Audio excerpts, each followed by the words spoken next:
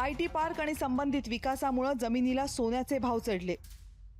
कमी वेळात कोट्यवधी रुपये मिळाल्यामुळे अनेक तरुणांमध्ये गुन्हेगारी प्रवृत्ती वाढली. जमिनी बळकावणाऱ्या, बांधकाम साहित्य आणि मजूर पुरवणाऱ्या टोळ्या निर्माण झाल्या. बघता बघता या टोळ्यांमध्ये संघर्ष निर्माण झाला, ज्यातून दिवसाढवळ्या हत्या होऊ लागल्या.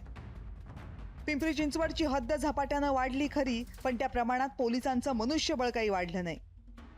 1990च्या दशकात मुंबईतील संघटित टोळ्यांप्रमाणे पुण्यामधील गुन्हेगारी संपूर्णपणे संघटित नाहीये. त्यामुळे विशिष्ट टोळ्यांचा बंदोबस्त करूनही गुन्हेगारी कमी होत नाही. कालांतरानं काही गुन्हेगार राजकारणात शिरले, नगरसेवक आणि आमदार बनले. या नगरसेवक आमदारांच्या समर्थकांमध्ये तर कायद्याची भीतीही उरली नाहीये. काही शाळकरी विद्यार्थ्यांमध्ये कथित भाईगिरीचं आकर्षण आहे. हे अल्पवयीन तरुण गुंडांचं लक्ष वेधण्यासाठी गाड्यांची तोडफोड, हाणामाऱ्या असले प्रकार करतात.